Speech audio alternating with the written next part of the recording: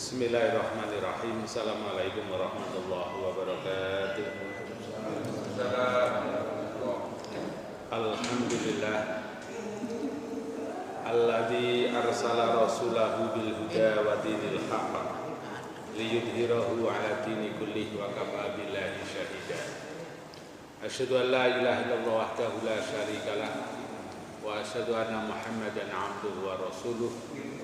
Allahumma sholli wa sallim wa barik ala Muhammadin wa ala alihi wa ashabihi asma'in. Amma ba'du, jamaah sekalian yang dirahmati Allah. Malam ini kita berada di tanggal yang sama. Hari ini kita berada tanggal yang sama, yaitu tanggal 25 Rajab dan juga tanggal 25 Februari. Tetapi nanti malam jam 12.00 itu sudah berubah, harinya Sabtu tanggal 26 Februari, sementara waktu hari Sabtu tanggal 25 Rajab, karena bedanya Maghrib dan jam 12. Maka tanggal 27 Rajab itu nanti jatuh pada tanggal 28 Februari, hari Senin. Bapak-bapak dan ibu sekalian, tanggal 27 Rajab itu dikenal dengan hari Isra Mi'raj, di mana Rasulullah SAW diisra mi'rajkan oleh Allah menurut catatan sejarah tanggal 27 Rajab. Insya Allah pernah kami sampaikan bahwa ibadah yang kita lakukan ini itu masing-masing punya kelebihan yang satu dengan yang lain tidak sama. Dari segi waktu tidak sama. Sholat itu yang fardu itu ada 5. Waktunya berbeda: zuhur, asar, maghrib, isya, dan subuh. Ibadah yang lain ada yang sifatnya tahunan. Contohnya puasa Ramadan itu tahunan. Tiap tahun kita diperintah untuk berpuasa Ramadan. Zakat pun juga tahunan, sesuai dengan kholnya. Khol itu putarannya. Jadi khol itu artinya putaran. Jarine wong Jawa sak pendak atau sak apa? Kalau ngekholi sejumlah. Yaitu pendak waktu sedane. Jadi nek sedo tanggal 1 Januari lagi berarti sak putaran. Nah, harta benda kita zakati itu adalah kalau juga satu putaran setahun. Itu zakat yang dikenal dengan sedekah wajib. Tapi kalau sedekah itu tidak mengenal haul, tidak ngerti putaran. Setiap saat dan waktu, kapan saja, di mana saja. Itu kalau sedekah, infak, jariyah itu tidak harus menunggu satu tahun atau satu haul, dan pada batas minimal atau yang disebut dengan apa? Nisabnya. Jadi nisab itu batas minimal ketentuan. Itu ada yang tahunan, zakat fitrah tahunan, zakat hasil perniagaan tahunan. Tapi kalau hasil panenan itu ya sesuai pada waktu panen tersebut. Dalam bahasa Al-Quran itu disebut dengan yauma hasadihi, pada waktu hari panennya, baik itu panenan buah-buahan ataupun biji-bijian, pokoknya panen sesuai dengan waktunya dan nisabnya batas minimal, maka wajib mengeluarkan zakat. Termasuk perkembangan ilmu fikih, ada zakat profesi, ada zakat pendapatan. Kalau profesi itu seperti misalnya pegawai, atau kalau pengacara itu kalau satu kali kasus kok melebihi batas nisab atau senisab, ya harus mengeluarkan zakat. Kalau misalnya pemain sepak bola itu kan profesi, satu kali nendang bola masuk itu bonusnya 20 juta misalnya. Nah, 20 juta kan sudah wajib untuk mengeluarkan zakatnya. Padahal itu satu kali tendangan.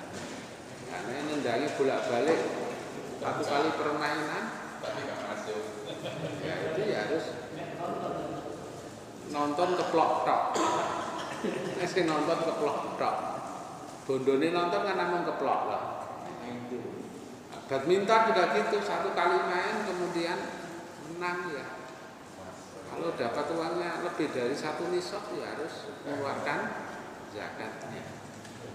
Nah, zakat itu dilihat dari nisab, ukurannya yang paling besar itu adalah, yang paling gampang itu adalah harga emas. Jadi kalau emas itu 90 gram itu harganya itu zakatnya adalah 2,5% dari harga 90 gram. Kalau 1 gramnya katakanlah 590, berapa? 45. Ya, 45 juta ya wajib mengeluarkan zakatnya 2,5%. Jadi kalau pemain bulu tangkis yang sudah profesional itu kira-kira ya lebih dari itu, barangkali dilihat tingkatannya. Kalau tingkatan RT ya oleh anduk gitu aja. Tingkatannya internasional ya lain lagi. Belum lagi bonus yang harus diterima. Lah, hampir seluruh perintah ibadah itu, Malaikat Jibril diberitahu oleh Allah untuk menyampaikan pada Rasulullah. Tetapi untuk sholat ini spesial. Rasulullah diundang ke hadapan Allah Subhanahu wa Ta'ala, yaitu pada waktu Isra dan Mi'raj.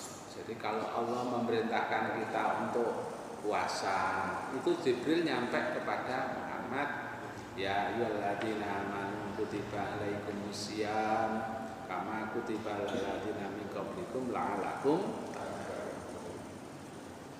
Puasa begitu, haji, walillahi 'alan nasi hajjul baiti man istata'a ilaihi sabila. Tapi khusus untuk untuk sholat ini Rasulullah itu diundang oleh Allah, itu karena saking pentingnya sholat. Dan kalau kita pelajari tentang sejarah perjalanan semalam itu Masya Allah luar biasa. Sampai sekarang akal pikiran tidak bisa nuntut untuk mencerna betapa kuasanya Allah dalam soal Isra Mi'raj saja. Bayangkan dari Mekah ke Baitul Maqdis Palestina. Kuna numpak unta saulan druntek kok. Numpak unta itu saulan druntek. Padahal zaman itu zaman unta, zaman kuda. Tidak kok kuda, mobil kuda itu tidak. Itu tidak bisa nutut akal. Apalagi kemudian dari Baitul Maqdis ke Sidratul Muntaha itu malah tidak bisa. Akal manusia tidak nutut. Sebab manusia itu pada saat-saat tertentu di lapisan tertentu itu manusia tidak akan bisa hidup, itu tidak bisa, terbakar mati. Tapi ini tidak, turun lagi dengan, maka ayatnya itu kan diawali dengan subhan. Dimana kalau ada ayat diawali dengan subhan yang menyebut akan kekuasaan di antara Allah itu subhana, maha suci Allah, berarti suci dari rekayasa, suci dari campur tangan, suci dari hal-hal yang tidak ada pada diri Allah. Karena Allah itu punya wajibul wujud, qadirun ala kulli syai'in, itu tidak bisa dijangkau dengan akal pikiran. Maka sampai hari ini siapapun, katakanlah profesor, doktor, ahli apapun tidak bisa untuk, ya, di sini perannya yang namanya ta'abbudi, percaya, tunduk, patuh, taat akan ketetapan. Tidak bisa diakal, dinalar atau diaklikan, itu tidak bisa. Itu tidak bisa, tidak nutut. Loh, di zaman yang modern sekarang ini saja tidak nutut, apalagi di zaman jahiliyah dulu. Maka disinilah letak kemudian yang namanya Abdurrahman itu disebut dengan Abu Bakar As-Siddiq. Abu itu bapak, Bakar, Bakrun, Bikrun itu perawan, bapaknya perawan, As-Siddiq yang mempercayainya akan kerasulan Nabi. Nah, sholat ini ternyata, dan bukan hanya sholat, semuanya mengandung hikmah, baik bagi diri orang yang melakukan maupun pada orang lain. Sekarang contoh sholat, orang sholat wajib menutup aurat, maka diperlukan kain. Kain tidak bisa membuat sendiri, maka perlu terlibatnya orang lain. Akhirnya ada pabrik kain dengan berbagai macam merek, model dan lain sebagainya. Terpenting adalah menutup aurat. Sebelum orang sholat harus suci. Untuk lebih sempurnanya suci tidak hanya wudhu, tapi perlu pakai sabun cuci. Itu semuanya itu ada akibat positifnya bagi kehidupan baik pribadi maupun masyarakat. Kemudian belum lagi tempat sholat dan lain sebagainya. Kita lihat sekarang yang namanya masjid itu masya Allah, Pak. Arsitekturnya itu masya Allah, mau macam-macam. Dulu ada masjid, di depan imamannya itu ada kiswahnya Ka'bah saja sudah mengwiran, enggak karuan. Wah, banyak orang yang mengunjungi. Sekarang ini rupanya banyak masjid yang depannya ini berkiswah Ka'bah. Terakhir itu di Tulungagung. Terakhir, maksudnya informasi yang saya terima itu terakhir hari ini ramai di Tulungagung. Di Tulungagung itu dulu ada seorang kiai yang terkenal, namanya Abdul Fattah, terkenal sekali. Lah, kemudian ada orang kaya yang punya usaha kacang baby, kacang kelinci. Itu produksi Tulungagung. Orang yang kaya ini rupanya ingin membuat dan ingin mengenang jasa dari Kiai Abdul Fattah itu, akhirnya membebaskan beberapa puluh rumah. Kemudian dibangun masjid disebut dengan Masjid Al-Fattah. Itu tidak tahu itu mendatangkan dari Arab lewatnya gimana, nggak ngerti. Yang penting sekarang ini kiswah Ka'bah itu ya tentunya kiswah yang sudah tidak dipakai, karena kiswah itu tiap tahun diganti. Jadi pada waktu jamaah haji itu ke Arafah, itu kiswah ini diganti. Nah, itu sekarang menjadi tempat wisata rohani kalau istilahnya sekarang itu, dari orang-orang di Jawa Timur luar biasa ingin ke Tulungagung melihat. Belum lagi masjid yang lain, luar biasa. Dan itu termasuk keterkaitannya dengan sholat, karena masjid itu digunakan untuk sholat. Masjid itu artinya tempat bersujud. Nah, sholat yang paling utama itu adalah sujudnya itu. Rendahnya manusia di hadapan Allah itu pada waktu sujud. Maka sholat itu diawali dengan takbiratul ihram. Dan sholat kalau tanpa takbiratul ihram itu tidak sah.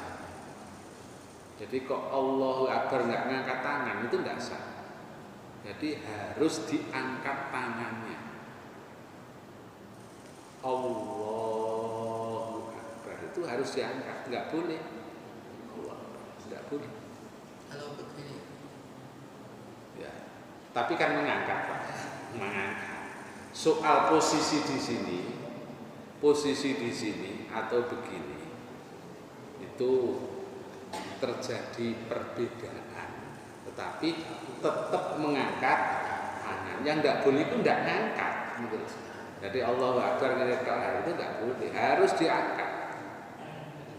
Soal kalau masalah hadisnya bagaimana, nah ini terjadi yang namanya ada penilaian tentang hadis. Tetapi sholat takbiratul ihram itu harus mengangkat tangan. Soal ketinggiannya ini banyak hadis. Nah, hadis yang setahu saya diriwayatkan oleh Bukhari Muslim, yaitu ibu jari ini sejajar dengan telinga. Tapi ya ada orang sholat itu yang begini tuh ya.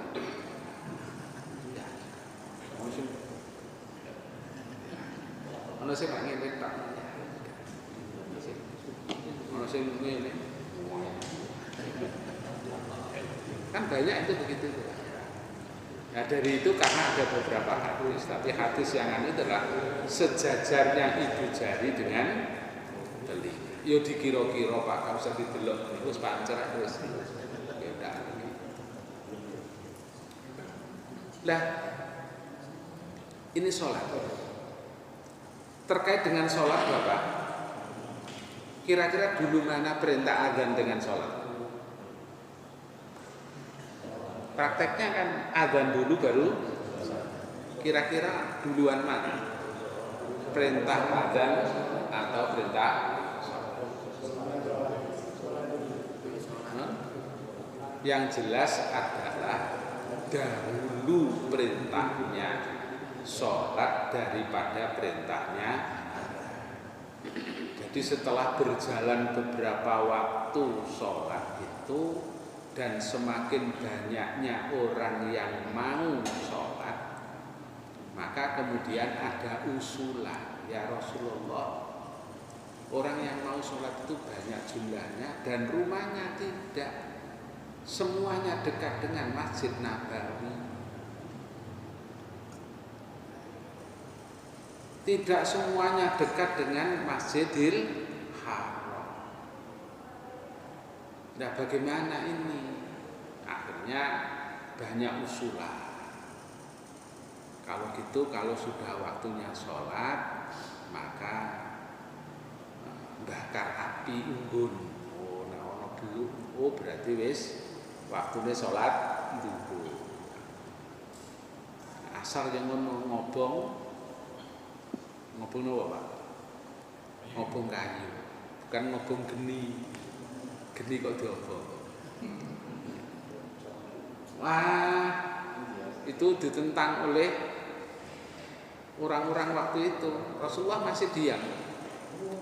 Itu kan kebiasaan orang Majusi nyembah api. Jadi orang Majusi itu Bapak, api unggunnya itu 24 jam tidak pernah padam. Padam tiba-tiba itu di saat Muhammad SAW itu lahir. Kaget itu. Loh, api kok moro-moro padam, ada apa? Jadi padamnya api orang Majusi waktu itu di saat Muhammad SAW itu lahir. Ada lagi yang usul, gimana kalau pakai apa itu? Lonceng. Oh, jangan. Itu kan menyerupai orang Nasrani. Ada yang usul beduk. Oh, jangan. Nanti menyerupai orang apa Pak? Lah akhirnya Rasulullah tidak berani memutuskan.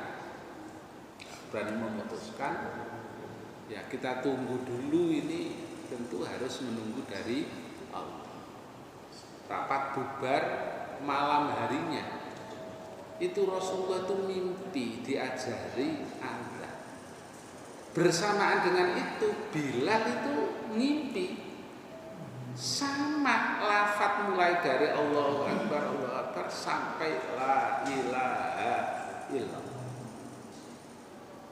Begitu habis subuh Rasulullah sudah mengumpulkan para sahabat.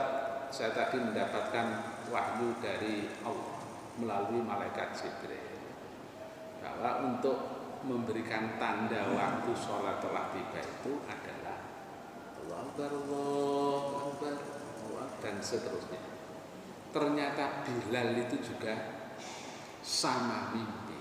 Nah, akhirnya perpaduan mimpinya Bilal dengan Rasulullah itu, karena Rasulullah itu wahyu, Bilal itu berarti mendapatkan ilham. Nah, Bilal itu diberi oleh Allah kemampuan suaranya itu luar biasa, banter, jelas, fasih.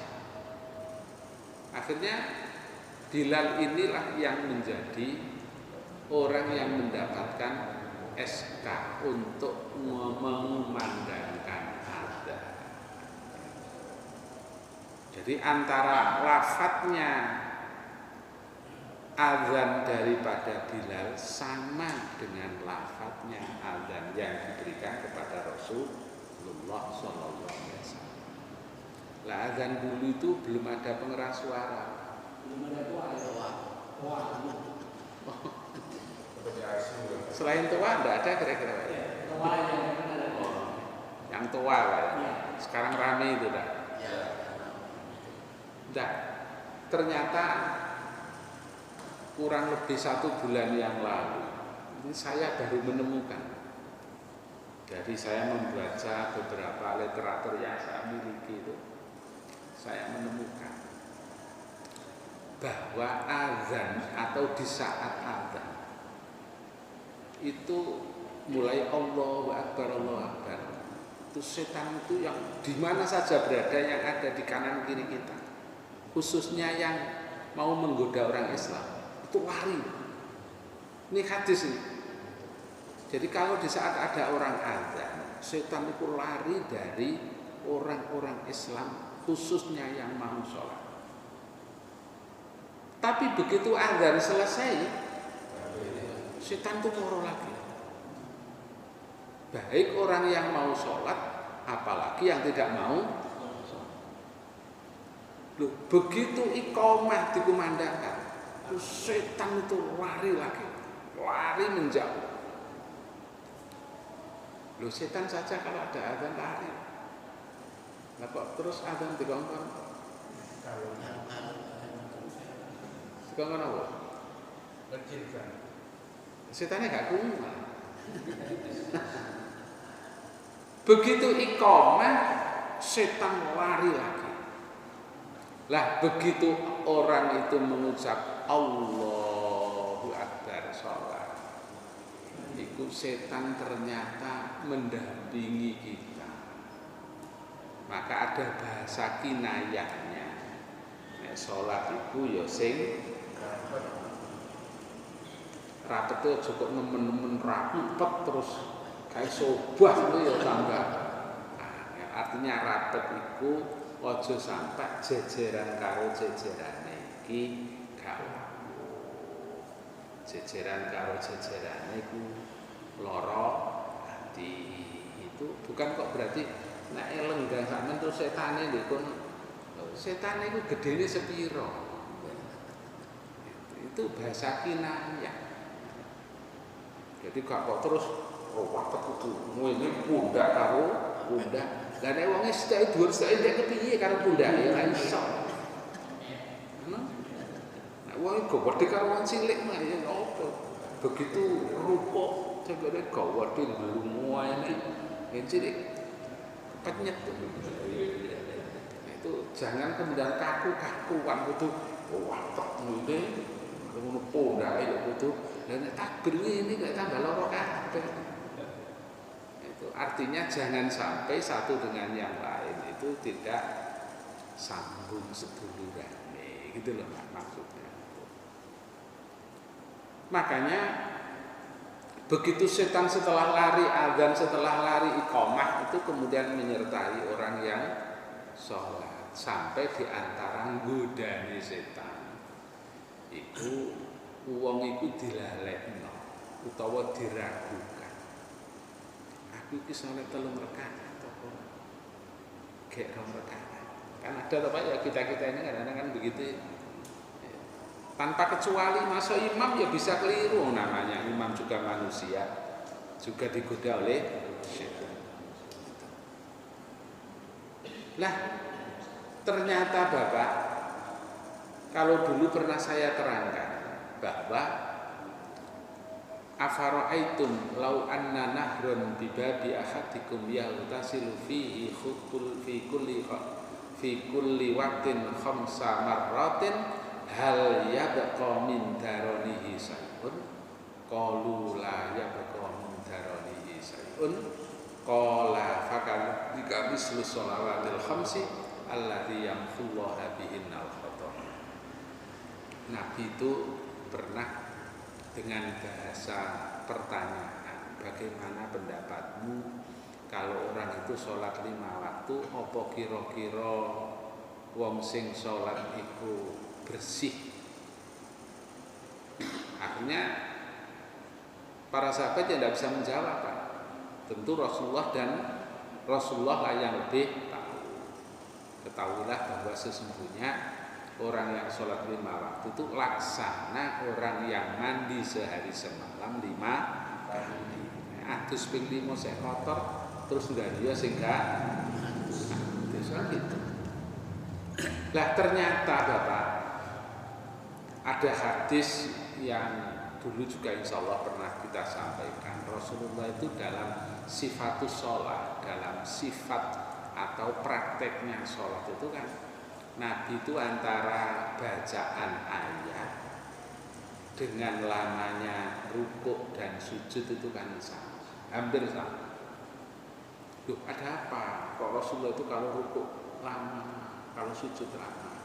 Terus sing diwaca iku apa wae lan ping pira kan gitu Pak ya. Pertanyaannya kita, kalau kita menggunakan subhana rabbiyal azim, subhana rabbiyal azim, subhana rabbiyal azim, maka selesai. Kalau kita menggunakan subhana rabbiyal, kalau kita menggunakan subhanakallahumma wa bihamdika, subhanakallahumma wa bihamdika Allahumma, itu kan minimalnya kan sekali. Tapi Rasulullah kok lama ada Pak? Ternyata menurut riwayat yang lain yang dibaca Rasulullah itu tidak hanya sekali, tapi berkali. Ada apa di balik itu? Ternyata ada hadis, Pak. Lamanya Rasulullah rukuk dan lamanya Rasulullah sujud itu karena ada hadis yang menerangkan di setiap orang itu sholat, semua gerakannya itu menjatuhkan dosa dari orang yang melakukan sholat.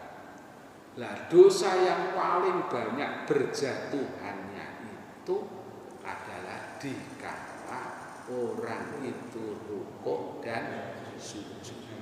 Jadi di saat orang itu sujud, rukuk, itu dosanya itu teko punggung sih,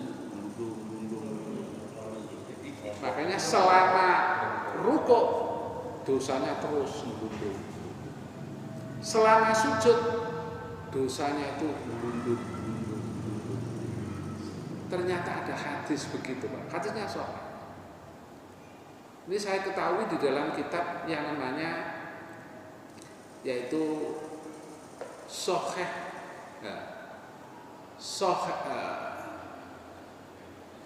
Fikih Sunnah. Yang selama ini kita itu kan kenal karena dulu yang dikarang oleh Sayyid Sabiq itu Fikih Sunnah. Nah ini di zaman sekarang ini ada namanya Sahih Fikih Sunnah. Itu saya ketemukan di dalam Sahih Fikih Sunnah itu ternyata ada hadis yang menerangkan bahwa kenapa Rasulullah itu kok rukuknya lama, sujudnya lama, karena ada rahasia di saat orang sujud lama dan rukuk lama itu, yaitu dosanya itu berjatuhan dari rukuk dan sujud itu. Makanya orang yang habis sholat insya Allah dosa-dosa kecil itu apalagi ditambah dengan istighfar kita, astagfirullahaladzim, itu dosa kita ini berjatuhan. Loh, kenapa kok dosa kita berjatuhan? Ya karena manusia itu potensi untuk berbuat dosa itu luar biasa. Mulai dari bangun tidur sampai tidur kembali, banyak dosa yang kita lakukan. Maka filosofinya di saat orang mau sholat itu harus membasuh muka, karena potensi dosa itu berasal dari muka. Dalam hal ini terwakili yang paling banyak itu adalah dari melihat atau pandangan atau dari mata kita. Mata potensi hidung, potensi telinga, potensi mulut berpotensi.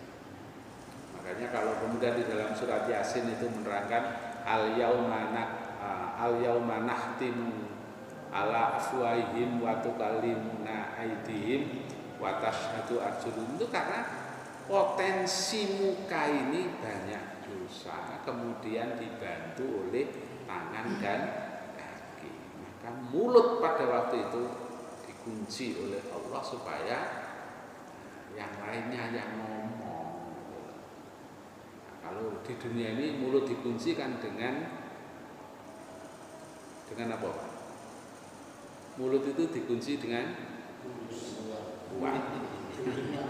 Kunci dengan uang. Maka ada tantangan dalam hidup itu. Untuk menguji keimanan orang itu paling tidak ada 3. Sanggupkah berkata jujur di hadapan penguasa yang memberi dia hidup? Artinya memberi dia hidup itu memberi dia kehidupan.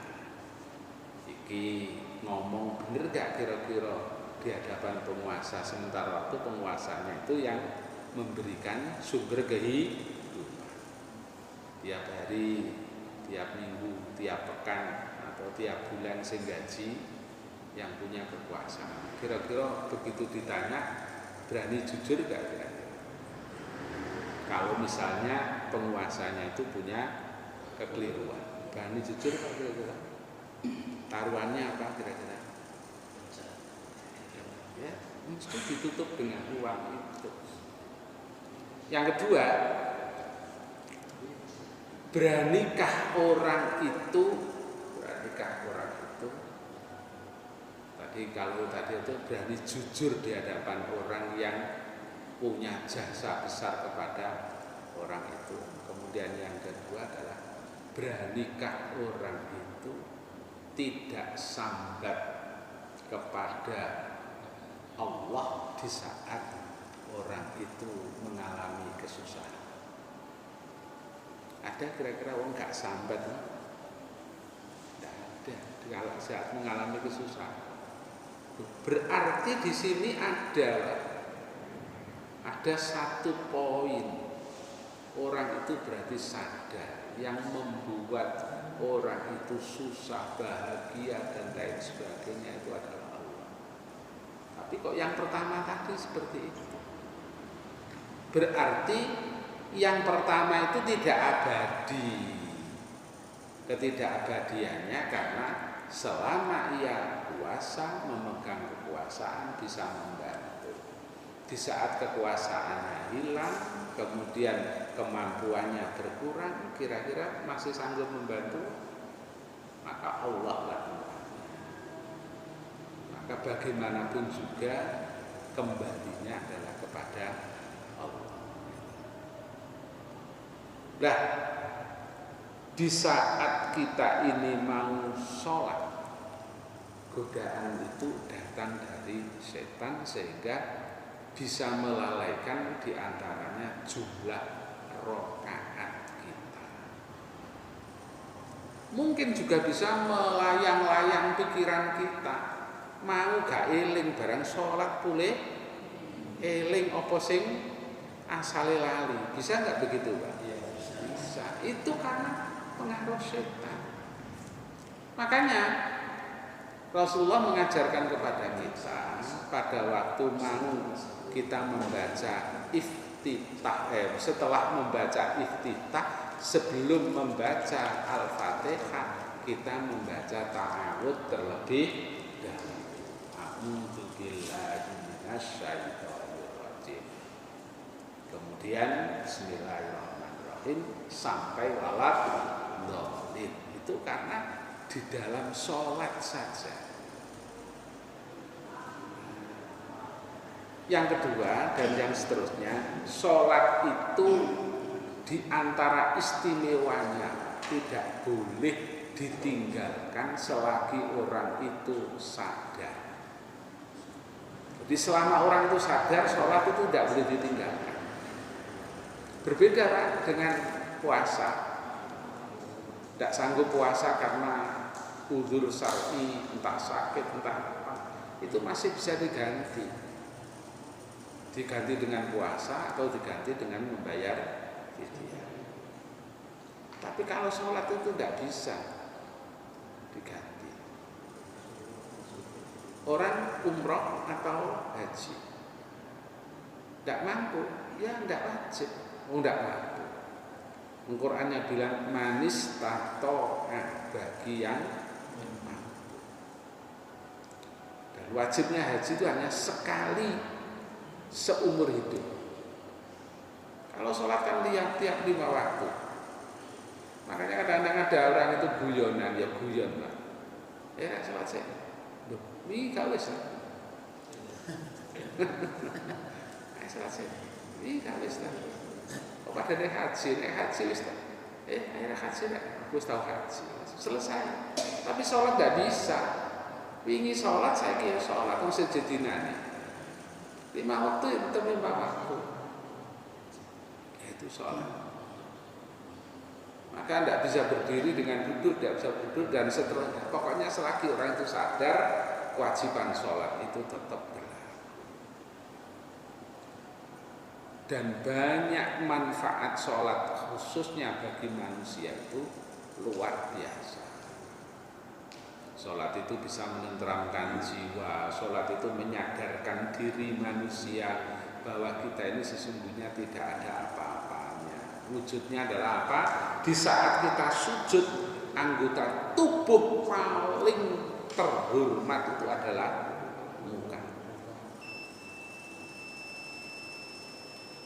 Dan biaya muka itu Pak mahal luar biasa. Paribasane wong adus gak ngosok sikil gak apa-apa Pak tenan. Wong wajah gak digosok, gak disabun itu akan berbeda. Apalagi seorang wanita. Wanita itu biayanya banyak Pak untuk wajah. Wedake pinten. Marno ilang ke wudu, wedaan mana? Itu ya. Ono sifat alis. Ono apa malah? Lipstick. Mbok yo gak usah lipstick kok spidol kok. Cek agak biaya. Ini kan realita, wajah ini yang paling mahal itu, paling mahal biayanya. Tapi di saat orang sujud harus disejajarkan dengan tangan. Itu masya Allah luar biasa. Makanya oleh karena itu hadirin yang dimuliakan Allah, mumpung masih ada kesempatan ini, ya marilah kita ini lebih memperbaiki ibadah kita, wabil khusus dalam sholat kita perbaiki. Gak usah susu-susu naik sholat itu, karena sholat itu sedang menghadap Allah. Yang memberikan segalanya kebutuhan kita itu Allah. Lah kok gak kerasan silaturahmi ke Allah itu lah ya. Nah, wujud di antara kerasan kita bersilaturahmi dengan Allah itu ya bacaane, gak usah susu-susu, gerakane, gak usah susu-susu. Mari ngobrol itu ya subhanallah, subhanallah. Alhamdulillah. Itu ngobrol kita itu dengan Allah. Sampai kita berdoa minta apapun kepada Allah. Njaluk ya aja susu-susu. Sing tenang. Sholat luar biasa. Hadirin yang dimuliakan Allah Subhanahu wa taala, karena Isya telah tiba, mudah-mudahan apa yang kami sampaikan dalam rangka ngiras-ngirus, karena kita ini memperingati, dan kita memperingati itu bukan karena apa-apa, yaitu namanya saling ingat mengingatkan. Mudah-mudahan ada faedah dan manfaatnya di barokah Allah Subhanahu wa taala. Subhanallahumma wa bihamdika asyhadu an la ilaha illa anta astaghfiruka wa atubu ilaik. Assalamualaikum warahmatullahi wabarakatuh.